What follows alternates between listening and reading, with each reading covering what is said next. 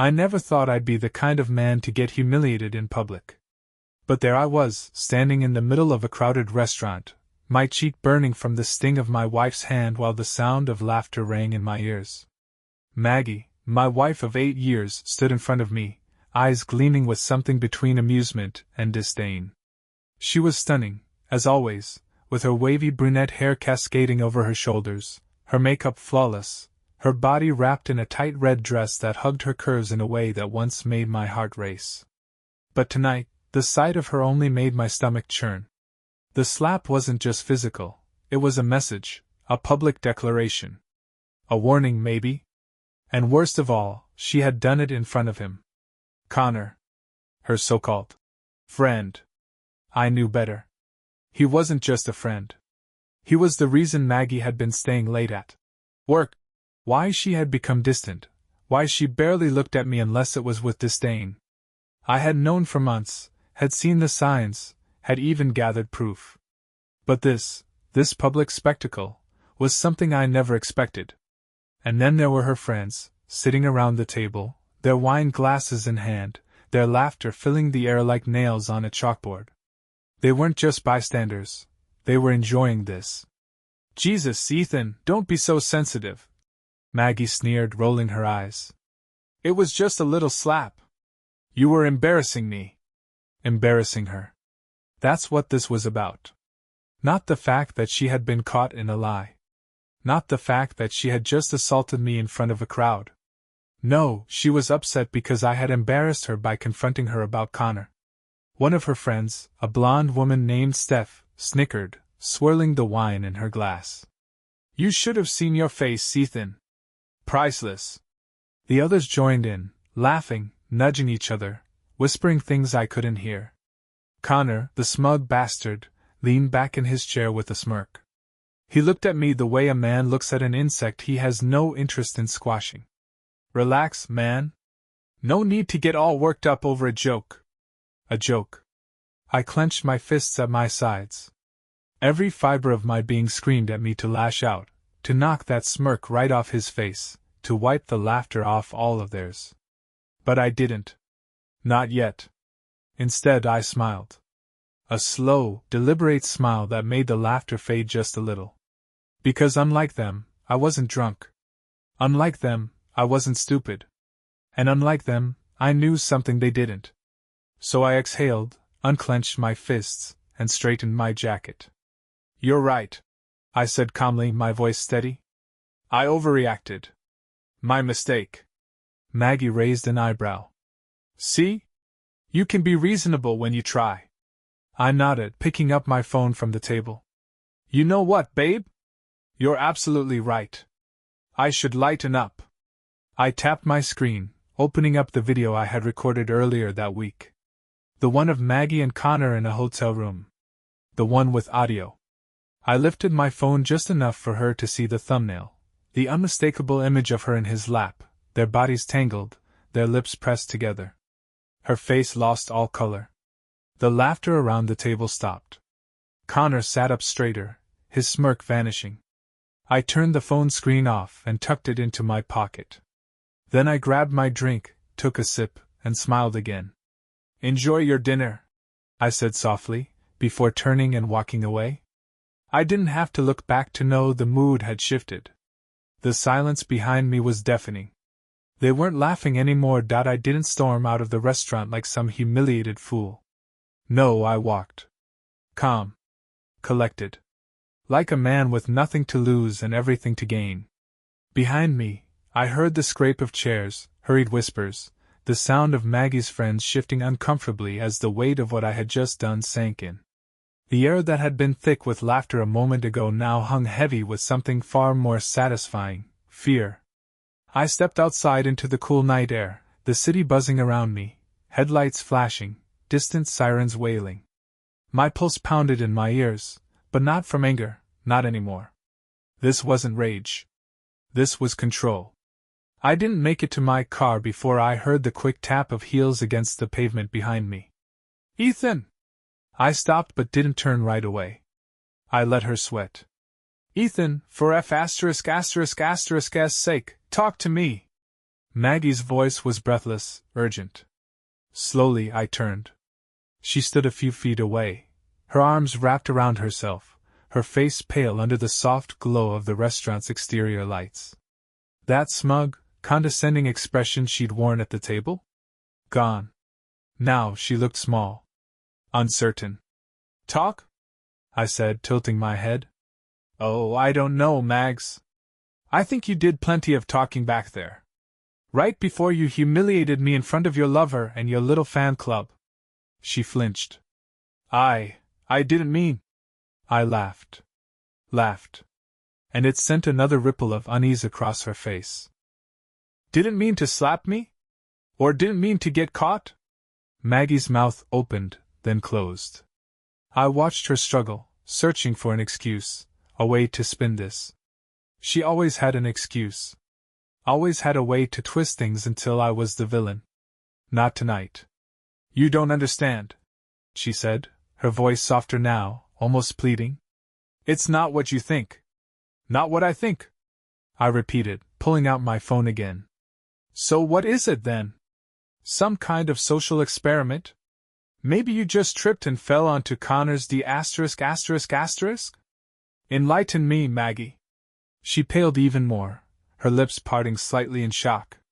She wasn't used to this. Me, standing up for myself. Me fighting back. She reached for my arm. Ethan, please, we need to talk. I stepped back, just out of her reach. No, Maggie. You needed to talk before you let your boyfriend put his hands on you. You needed to talk before you slapped me. You needed to talk before you turned our marriage into a joke. Her jaw clenched, frustration flickering in her eyes now. It's complicated. I barked out another laugh. Oh, of course. Classic. It's complicated defense. My voice dropped, low and cold. Here's the thing, Maggie. It's not complicated at all. You're a liar. A cheater. And worst of all, you thought you could humiliate me in front of everyone and walk away unscathed. She swallowed hard, her confidence cracking. I leaned in just a little, my voice just for her now. But tell me, babe. I smirked. How do you think Connor's wife is going to feel when she sees this video? Her eyes widened. Wait, what? She whispered. I pulled my phone out again, tapped my screen, and showed her a different message thread, one with Sophia Caldwell. Connor's wife. Yeah, I said, smirking. Turns out, Sophia and I had a little chat. She had her own suspicions, so we worked together. We've been sharing notes. And this little video? She's gonna love it. Maggie froze. I watched her face go through a beautiful transformation, confusion, horror, then pure, unfiltered panic. Ethan, no, you can't send that. Can't? I repeated mockingly. Watch me. She lunged for my phone. Big mistake. I sidestepped her with ease, and this time, I caught her wrist mid-motion. I didn't squeeze. Didn't hurt her. But I made sure she felt it. She gasped, eyes darting around, probably wondering if anyone saw. You don't get to put your hands on me twice in one night, I murmured, letting her wrist go. Maggie stumbled back, her chest rising and falling as realization dawned on her. She had lost. The woman who had strutted into that restaurant with her lover at her side, ready to humiliate me in front of an audience, was now one step away from complete ruin. I unlocked my car and slid inside, but before I shut the door, I gave her one last parting gift. By the way, I said with a smirk, Connor's wife isn't the only one who'll be getting a copy. Your parents are going to be so disappointed. And with that, I shut the door and drove away, leaving Maggie standing there, exactly where she deserved to be, alone. I didn't look in the rearview mirror as I drove away. I didn't need to. I could picture it perfectly, Maggie standing there shaken, her mind racing, her heart pounding with the first real fear she'd probably felt in a long time. Good. The satisfaction should have been enough. I should have felt free. But as I gripped the steering wheel, the weight of everything pressed against my chest like a boulder. 8 years of marriage. 8 years of love, trust, and loyalty, reduced to a single night of betrayal and humiliation. And now, I was about to burn it all to the ground. I pulled into the parking lot of a quiet gas station a few miles away, letting the car idle as I took out my phone. The video of Maggie and Connor was still on my screen, paused at the perfect moment, her lips on his, her body tangled with his, proof that she had thrown everything we built away. I exhaled and hit send. First to Sophia Caldwell. Then to Maggie's parents. And just for good measure, I dropped a copy in the group chat with Maggie's so-called friends, the ones who had laughed when she slapped me, who had cheered on my humiliation like it was some cheap reality show. I knew exactly what would happen next. And I was ready for it. It didn't take long. My phone rang not even 2 minutes later. Sophia. I let it buzz for a moment before answering. Hey, Sophia. She was breathing fast, like she had just sprinted down a hallway. Ethan, tell me that's not real. It's real. A sharp inhale. Then silence. Then, I knew it. I knew that bastard was lying to me. I could hear the rage in her voice, bubbling just beneath the surface. Unlike me, she hadn't had time to prepare for this. This was fresh, raw. Devastating.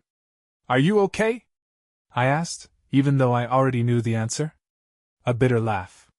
No, Ethan, I'm not okay. I've been married to this man for 10 years. We have 2 kids. And he's been screwing your wife behind my back? Looks like it. Silence again. Then a long exhale. What are you going to do? Divorce. Good. Her voice hardened. Me too. I didn't doubt it. Sophia wasn't the type to sit back and cry. She was strong, fierce. I almost felt bad for Connor. Almost. Look, I said, rubbing my temple, exhaustion creeping in. I know this is a lot. But if you want to go after him legally, you've got my full support. Anything you need, just say the word. Another pause. Then, same goes for you, Ethan. And thank you for telling me. I deserve to know. I swallowed. Yeah. You did. She hung up without another word. This one took a little longer, but I had been expecting it. Maggie's mom. I let it ring a little longer before picking up. Hey, Carol. The voice on the other end was sharp and frantic. Ethan, what the hell is this? I could picture her now, standing in her pristine suburban kitchen, clutching the phone with white-knuckled fingers, horrified by what she had just seen. Maggie was her golden child, the perfect daughter, the one who could do no wrong. And now? Now she had just watched her daughter destroy her own marriage. It's exactly what it looks like, I said simply. A pause. Then, quieter. Are you sure this isn't some mistake? Maybe you misunderstood. Come on, Carol. My voice was calm but firm. Don't do that. You saw what I saw. There's no misunderstanding here. Silence. Then, a broken whisper. Oh my God, what has she done? I almost felt bad for her. Almost. I don't know, Carol. I said, my voice dripping with exhaustion. But she made her choice. And now she gets to live with it. I barely had time to put my phone down before it rang again. Maggie. I smirked as I watched her name flash on my screen. I let it ring. Then ring again. Then again. Eventually, she gave up and sent a text. Maggie, Ethan, please pick up. We need to talk. Maggie, you can't do this. Please, I made a mistake. Maggie, it wasn't what it looked like. Just call me. Please. I stared at the messages, my smirk growing wider. Now she was the one begging. She was the one humiliated. She was the one feeling powerless. Good. I tapped out a single response. Me sorry, Maggie. I'm too busy being embarrassing to talk right now. Then I turned off my phone and drove home. Let her sit in it. Let her drown in it. This was only the beginning.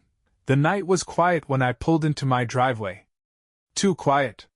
For the past 8 years, our home had always felt warm, filled with laughter, the clinking of glasses, the low hum of our life together. But now, as I stepped out of my car and looked at the house, all I could feel was the weight of its emptiness. Maggie wasn't here. Good. I exhaled, rolling my shoulders, shaking off the tension that had been building since the slap. I had done what I needed to do, exposed her, burned her world down, and now I needed to figure out what came next. But first I needed a drink. I stepped inside, locking the door behind me, and made my way to the kitchen. The whiskey bottle was already half empty, probably from the nights I had spent wondering if I was crazy, if I was just being paranoid about Maggie's late nights and cold stares. Turns out, I wasn't crazy. I was just married to a lying bee ********. I poured a glass, sat at the dining table, and let the silence settle around me. The weight of it all finally started to sink in. The slap. The laughter. The look on Maggie's face when she realized I had destroyed her carefully crafted lie. The fact that our marriage was officially over. My phone buzzed. I already knew who it was before I even looked. Maggie. Another text. Maggie, Ethan, please. Just talk to me. We need to fix this. Fix this? I let out a cold laugh and took another sip of whiskey. Then another text. Maggie, I'm outside. Please let me in. I froze. Slowly, I set my glass down and turned my head toward the front door. Sure enough, through the glass panel, I saw her standing there, arms wrapped around herself, eyes red and puffy, looking like a shell of the arrogant woman who had slapped me in front of her friends just hours ago. For a moment I just stared at her.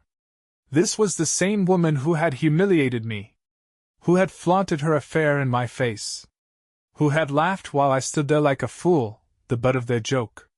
And now she was the one begging. I stood, walked over and unlocked the door, but I didn't open it. Instead, I leaned against the frame and looked at her through the glass. Maggie's eyes darted up to meet mine, relief flashing across her face. She reached for the doorknob, but I didn't move to open it. Ethan, please, she whispered, her voice small. Let me in. I took my time. Studied her. Gone was the arrogance. Gone was the smug smile. Now she just looked desperate. Why? I asked finally, my voice calm. Her throat bobbed as she swallowed. Because we need to talk. I arched an eyebrow. Did we need to talk when you slapped me? When you let them all laugh at me? She flinched. I didn't mean. You didn't mean to what, Maggie? My voice stayed cold. Didn't mean to Connor *****? Didn't mean to humiliate me? Didn't mean to get caught? She winced at my words, like they physically hurt her. Good. Ethan, she whispered, eyes glossy. Please, just let me inside. I can explain. I smiled. Mocking. Cruel. The same way she had smiled at me when I stood in that restaurant, humiliated. No. Her lips parted slightly. What? I leaned in just a little, lowering my voice. I said no. Tears welled up in her eyes, but I didn't feel a shred of sympathy. Go home, Maggie, I said simply. Or better yet, go to Connor. I'm sure his wife would love to have a chat with you about now. She staggered back like I had just slapped her. Ethan, please, she choked out, her voice breaking. I don't have anywhere to go. I tilted my head, feigning concern. That's funny. I didn't have anywhere to go when you humiliated me in front of your friends. But you didn't care then, did you? She shook her head, tears spilling down her cheeks. I was stupid, okay? I was drunk. I wasn't thinking. I just got caught up in the moment. I let out a slow, amused breath. Wow, I mused, crossing my arms. That's a hell of an apology, Maggie. I was stupid. Really compelling stuff. I'm sure that'll make Connor's wife feel so much better about what you two did. Her breath hitched at the mention of Sophia. Yeah, she had forgotten about that little detail, hadn't she? Maggie stepped forward like she was about to grab my arm, but I took a step back. Please, she whispered. I'll do anything. Anything. For a second, I almost wanted to ask her what she meant by that. Almost wanted to see how low she was willing to sink. But I wasn't interested in anything she had to offer. I shook my head. I don't want anything from you, Maggie. Her breath came in shallow, panicked gasps. She looked lost. Terrified. And finally, she understood. She had *ed around and found out. ***. I took one last look at the broken woman standing on my doorstep. Then I did the only thing that felt right. I shut the door in her face. And locked it. I listened as she sobbed outside, her broken whispers barely audible through the heavy wood. Then, after a long moment, I heard the sound of her footsteps retreating. I exhaled. Then I walked back to my whiskey, sat down, and took another sip. This was just the beginning. I didn't sleep that night. Not because I was hurting. Not because I was drowning in grief over my marriage. No, I didn't sleep because I was planning. Maggie had spent months thinking she was in control, lying to my face, sneaking around with Connor, and worst of all, humiliating me in public like I was nothing. Tonight had been her wake-up call. Tomorrow? Tomorrow would be the funeral for the life she thought she could keep. The next morning, I took my time. Had a long shower. Ate a slow breakfast. Drank my coffee while reading through all of Maggie's texts from last night. She had sent more after I locked her out. Maggie, please, Ethan. I know I hurt you. Just talk to me. Maggie, I messed up. I see that now. But you don't have to ruin my whole life over this. Maggie, I need you. You're my husband. Maggie, if you loved me, you wouldn't do this. I snorted at that last one. If I loved her. That was rich.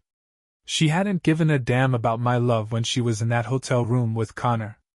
Hadn't thought about it when she let her friends laugh at me. No. That part of me, the part that loved her, was dead. I got up, grabbed my keys, and left the house. My destination? Connor's house. Sophia answered the door. She looked different. Not the weeping, devastated woman I had spoken to last night. No, today she looked pissed. Morning, I said, slipping my hands into my pockets. She narrowed her eyes. Ethan. I nodded toward the driveway. He home? Oh yeah, she said, crossing her arms. He's home. I smirked. Good. She stepped aside, letting me in, and I barely made it to the living room before I heard him. Connor. He was sitting on the couch, head in his hands, his phone buzzing on the coffee table in front of him. He looked like ***. Good. When he looked up and saw me standing there, his face drained of all color. Ethan. I tilted my head. Morning, buddy. Sophia walked over to him, arms still crossed, standing beside me like we were a team. And in a way, we were. Connor swallowed hard, glancing between us. Look, man, I don't know what she told you, but... Shut the up, I said casually. His mouth snapped shut. I took a slow step forward, watching as he shrank back into the couch. Amazing, really? A man who had been so smug last night, sitting at that table with my wife, acting like he had already won. Now? He looked like a trapped animal. You got something to say to me, Connor? I asked, keeping my tone even. He swallowed. Ethan, I held up a finger. Before you speak, remember that I'm this close to knocking your teeth down your throat. Choose your words carefully. Silence. Sophia exhaled sharply. Oh, now you don't have anything to say? That's funny. Because last night you had plenty to say while you were screwing Ethan's wife. Connor flinched. Sophia, please, Save it, she snapped. You're done. We're done. I already spoke to a lawyer this morning. Connor jerked his head toward her, eyes wide. Wait, you. Oh, you thought you could *** another man's wife, and just come home like nothing happened? She let out a sharp laugh. I've got all the proof I need. Your bank records. The hotel receipts. And that video Ethan so kindly sent me? It's all going in the divorce filing. Connor deflated, his shoulders sagging. He looked like a man watching his entire life collapse in real time. Wait, Sophia, we can talk about this. No, we can't, she snapped. Pack your S*** and get out. I want you gone by tonight. I grinned. Damn, she was good. Connor turned back to me, desperate. Ethan, man, please, you don't have to do this. I made a mistake. I let out a low chuckle. You sure did, buddy. Then I leaned in, dropping my voice just for him. And I want you to think about this moment, I murmured. Every single time you see my face. Every time you realize that you lost everything over a woman who couldn't even keep her lies straight. His face crumbled, but I didn't care. I turned back to Sophia. You good? She nodded. Better than I was yesterday. Good, I said, flashing her a smirk. Because I'm just getting started. When I left Connor's house, I knew exactly where I was going next. Maggie had been begging me to talk to her all night. She thought if she could just see me, she could fix this. She was about to realize how wrong she was. I pulled up outside her friend Steph's apartment. The same place she had been staying since I threw her out. Her car was there. I stepped out, walked up to the door, and knocked. It took a few seconds, but eventually, I heard shuffling on the other side. Then, the door cracked open, Maggie's face appearing in the small gap. Her eyes were swollen, her hair a mess, her skin pale like she hadn't slept all night. Ethan, she whispered. Oh my God! She swung the door open wider. You came. I looked her dead in the eyes. Sign the divorce papers, Maggie. Her face collapsed. Ethan, please, she begged, stepping forward. Don't do this. We can work through this. You don't have to. I do. I cut her off. I will. And you'll sign the papers. Because if you don't, I'll make sure you regret it even more than you already do. Her bottom lip trembled. I still love you. I smiled. Cold. Empty. Cruel. That's nice, I said. I don't love you. And with that I turned around and walked away, leaving her exactly where she deserved to be. Alone. I thought walking away from Maggie would feel like closure. I thought leaving her standing there, shattered, begging, alone, would be enough. I was wrong. Because Maggie wasn't the kind of woman to accept defeat. She was about to prove it. The text started before I even got home. Maggie, Ethan, please. We need to talk. Just talk. Maggie, I know I messed up, but you're throwing away everything. Our life. Our marriage. Are you really just going to walk away like this? Maggie, you're being cruel. I didn't deserve this. Maggie, you sent that video to my parents?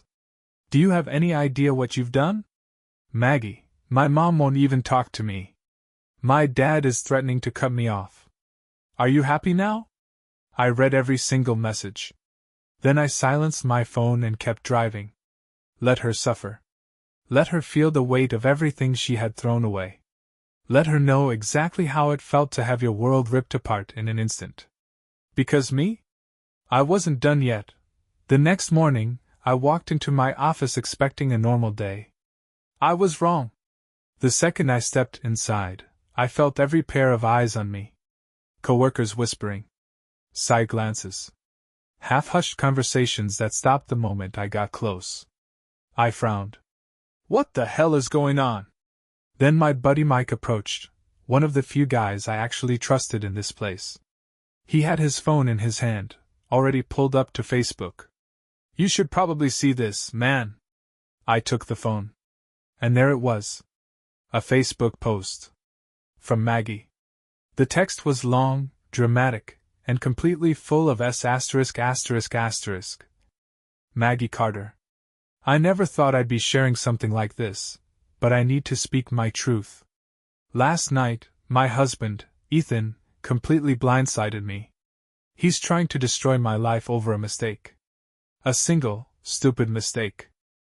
One moment of weakness, and he's thrown me away like I meant nothing to him. I admit it. I messed up. But does that justify him turning my own parents against me? Ruining my friendships? Sending private, intimate things to people just to humiliate me? I never wanted to hurt him. I still love him. But he's turning into someone I don't even recognize. I just want my husband back. I just want my life back. The post had hundreds of likes. Comments from her friends, people I didn't even know, all rushing to her defense. Oh my God, I'm so sorry, babe. You don't deserve this. Men always overreact, but this is just cruel. Stay strong, Maggie. If he loved you, he wouldn't be acting like this. I laughed. Laughed right there in the middle of my office. Because of course she would try this. Of course she'd paint herself as the victim, twisting the narrative, making me look like some monster who was out to ruin her. Mike gave me a knowing look. So, you want to respond? I grinned. Oh, I was going to respond. Alright. I grabbed my phone, scrolled through my gallery, and uploaded 3 things to my own Facebook page. A screenshot of the hotel reservation in Maggie's name. A screenshot of the text messages between her and Connor. A still frame from the video, nothing graphic, just enough to prove what she had done.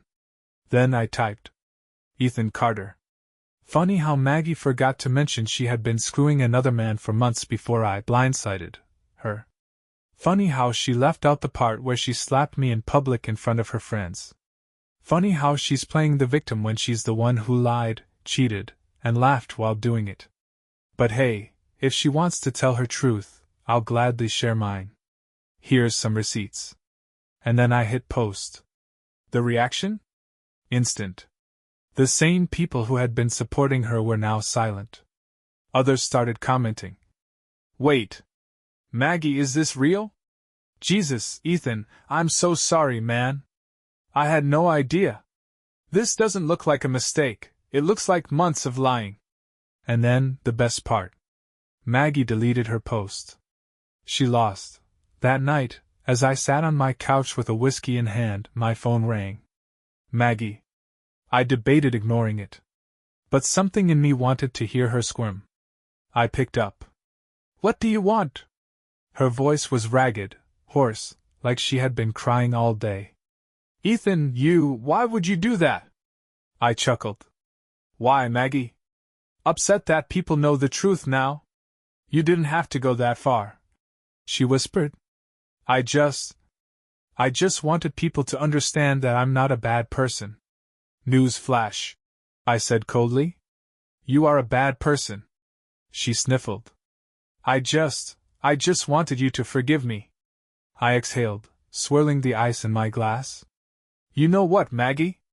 I do forgive you. She let out a shuddering breath. You do? Yeah, I said. I forgive you for being the biggest mistake of my life. Silence. Then, a broken sob before the line went dead. I sat back, exhaled, and smirked to myself. Finally. I had won. And Maggie? She would never recover from this. I thought that was the end of it. I thought after I exposed her lies, after I publicly destroyed her, Maggie would finally disappear from my life. I was wrong. Because Maggie? She wasn't done yet. The unexpected knock. 2 days had passed since the Facebook debacle. I hadn't heard from Maggie since that last phone call, the one where she sobbed like a broken woman before hanging up. Honestly?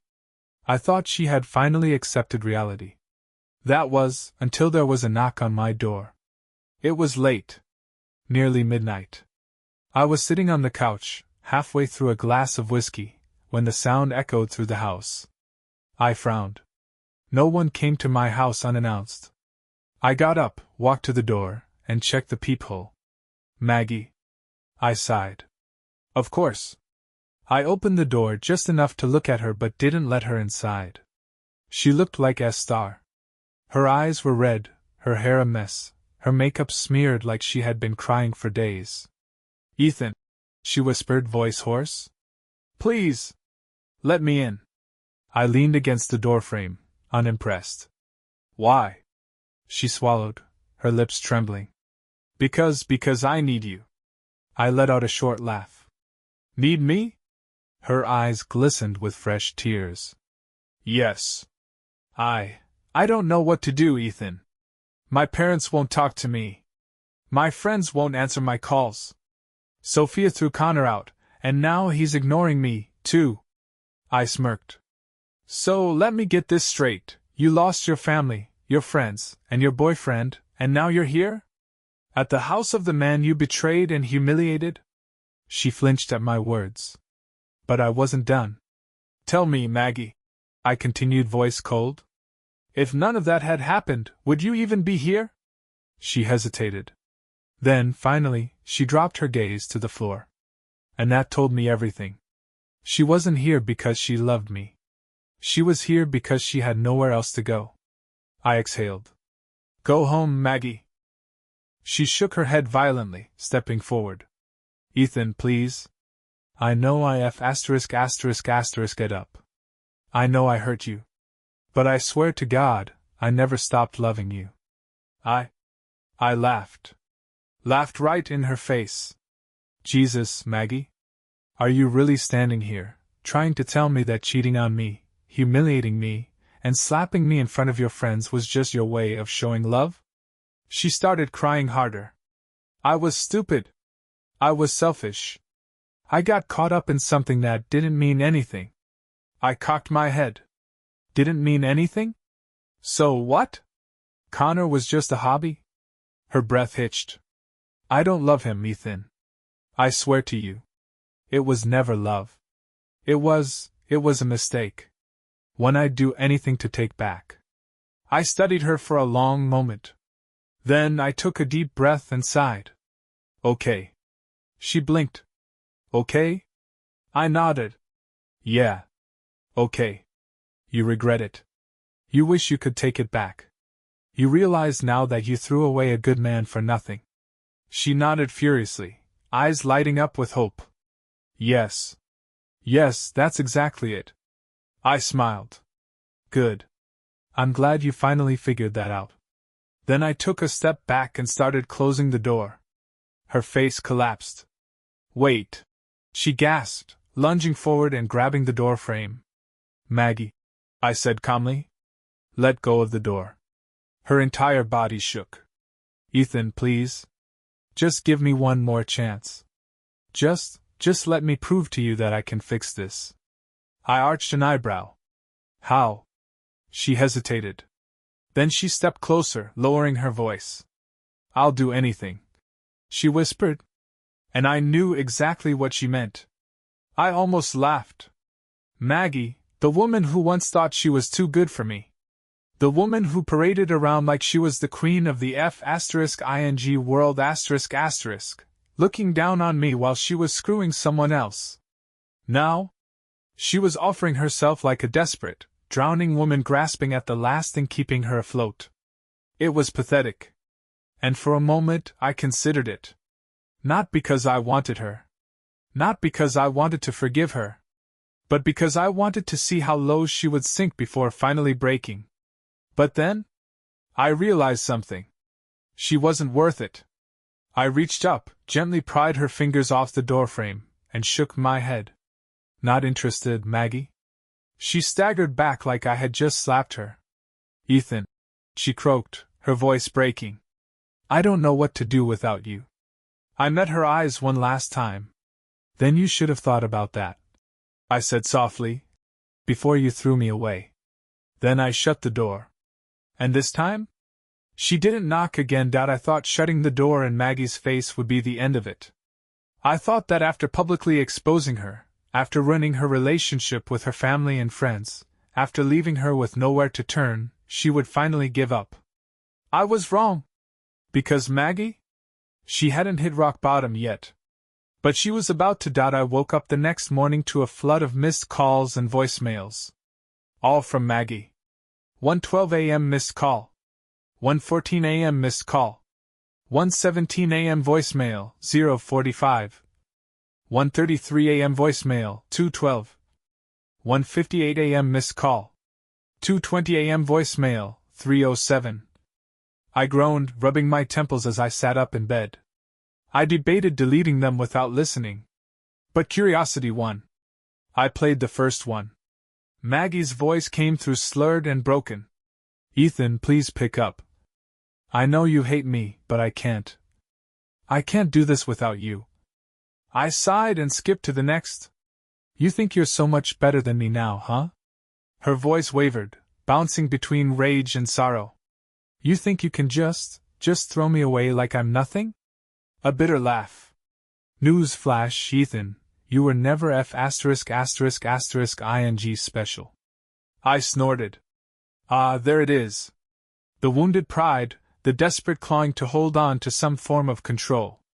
I skipped to the longest one, the final voicemail. For the first 10 seconds, there was only static and shaky breathing. Then, her voice soft, broken. You win, Ethan. A long pause. I have nothing left. No one. My parents won't answer. My friends won't return my calls. Connor used me and threw me away. And you. A choked sob. You won't even look at me. Another pause. I don't know what to do anymore. Silence. Then, in a voice so small I almost didn't hear it. I don't want to be here anymore. And the voicemail ended. I froze. The anger, the satisfaction, the burning desire for revenge that had fueled me for days, all of it vanished in an instant. Because I knew exactly what she meant. And despite everything she had done, despite the pain and humiliation, despite the fact that I hated her, I didn't want her dead. I moved fast. I called her phone, no answer. I tried again, straight to voicemail. I threw on a shirt, grabbed my keys, and tore out of my driveway, my tires screeching against the pavement. I didn't even know where she was staying. But I had one guess. I banged on the door so hard my knuckles ached. Nothing. Open the damn door, Steph. I shouted. A moment later, I heard footsteps, then the door cracked open. Steph stood there, wrapped in a silk robe, her makeup smudged from sleep. Jesus, Ethan, what the F*******? Where's Maggie? I demanded. Her expression shifted, from annoyance to concern. She's in the guest room. Why? I didn't answer. I pushed past her, moving straight to the hallway. I threw open the guest room door, and my heart stopped. She was on the bed, curled into herself, an empty bottle of pills on the nightstand. Her eyes were half-lidded, her face pale, her lips barely parted as shallow breaths escaped. Maggie! I grabbed her shoulders, shaking her gently. Her eyes fluttered, unfocused, barely recognizing me. Ethan! I turned to Steph, who stood frozen in the doorway, her face drained of color. Call 911. I barked. She didn't argue. She disappeared down the hall, and a few seconds later, I heard the frantic sound of her voice on the phone. I turned back to Maggie, my chest tightening. You stupid woman, I muttered. What the F*** did you do? Her fingers weakly clutched my shirt. I just wanted it to stop. I gritted my teeth. Yeah? Well, this sure as hell isn't the way. Her eyes welled up. I didn't know what else to do. I inhaled sharply, forcing back the wave of emotions crashing into me. This wasn't about me anymore. This was about keeping her alive. And that meant dealing with the consequences later. The next hour was a blur of flashing lights, paramedics, and the distant hum of the hospital waiting room. I sat there, arms crossed, jaw tight, staring at the floor as I replayed everything in my head. How did we get here? How did we go from a life together to this? A nurse finally approached me. She's stable. You can see her now. I hesitated. For the first time since this entire disaster started, I didn't know what to do. I wasn't here as her husband anymore. I wasn't here as the man who loved her. I wasn't even here as the man who wanted revenge. I was just here because, despite everything, I still didn't want to be the reason she wasn't here at all. I stepped inside the room.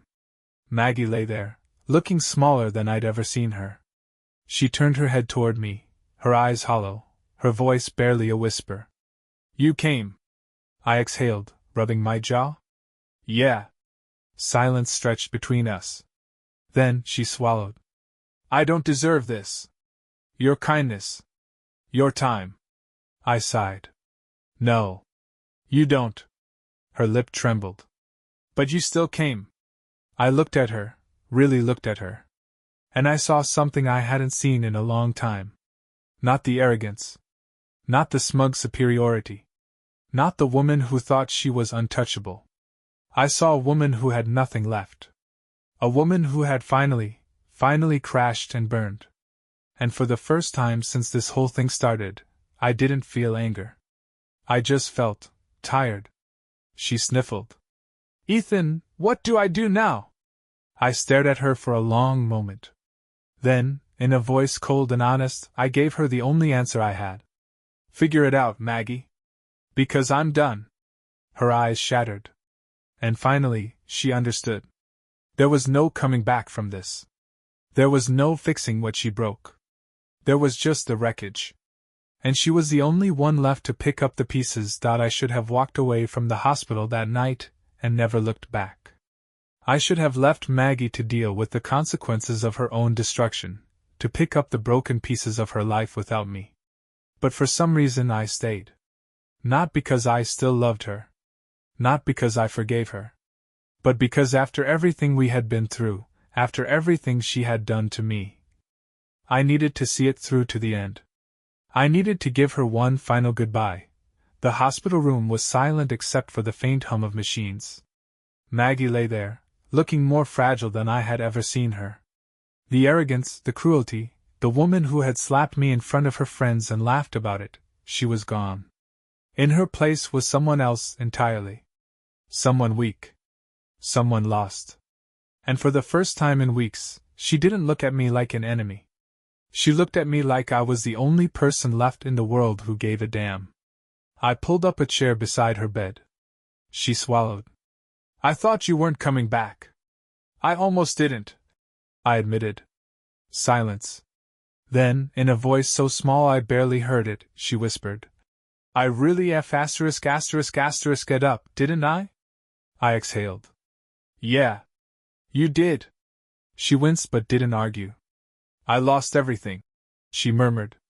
You. My family. My friends.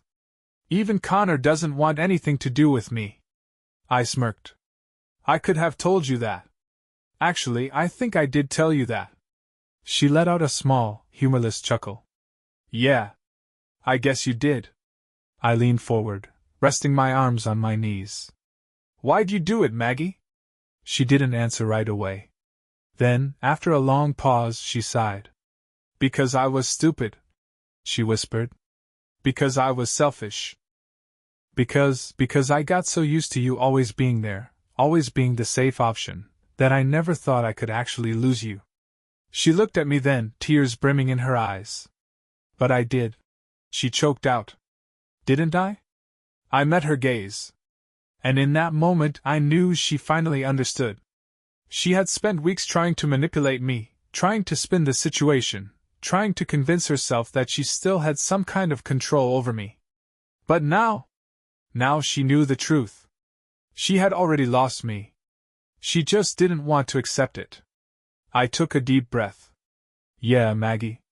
You did. Her face crumbled. And for the first time since this entire nightmare started, I saw it. Real regret. Real pain. Real grief. She finally understood that there was no fixing this. No apology big enough. No way to undo what she had done. She had thrown away the one person who truly cared about her. And now she had to live with that, she sniffled, wiping her eyes. Do you think we'll ever talk again? I shook my head. No, Maggie. We won't. She flinched, but she didn't argue. She nodded slowly, as if accepting the finality of it all. I stood up. She watched me, her eyes wide, desperate, knowing that this was it. That after today, I would walk out that door, and never look back. I turned to leave, but before I reached the door, she spoke again, her voice barely above a whisper. Ethan. I really did love you. I froze for half a second. Then I exhaled, shook my head, and walked out of the room. I didn't look back. Didn't hesitate. Because I knew the truth. Maggie might have loved me once, but she had never loved me enough. And that was the real tragedy. I walked out of that hospital and never looked back. For the first time in weeks, I felt something close to peace. No anger. No grief. No more obsession over revenge. Just freedom. Maggie had destroyed what we had. And now? She was alone. That wasn't my problem anymore. I had my own life to live. 2 weeks later, Maggie signed the divorce papers. She didn't fight it. Didn't try to negotiate. She didn't even ask for anything. It was like she had finally accepted her fate, that she had lost me for good. When my lawyer handed me the final papers, I felt nothing but relief. I was free. I got rid of everything that reminded me of her. Her clothes? Gone. Her pictures? Deleted. Her presence in my life? Erased. And just like that, the ghost of my marriage disappeared. I was no longer the man who got humiliated. No longer the man who got cheated on and laughed at. I was someone new. I saw him at a bar one night. Connor. He looked like S-Star. Unshaven. Hollow-eyed. A man who had lost everything. He saw me too, but he didn't dare say a word. Good. Because as far as I was concerned, he was already dead to me. I met someone new. Her name was Lena. Smart. Funny. Honest. Everything Maggie pretended to be but never truly was. We took it slow. I didn't rush. Because this time, I wasn't going to blindly trust. This time, I wasn't going to be the fool. Months later, I got one last text from Maggie. Maggie, I'm sorry, Ethan. I hope you're happy. I stared at it for a long time. Then I typed my response. Me, I am. And then? I blocked her number. For good. Because Maggie? She was just a chapter in my life that was finally over. And me? I was finally free.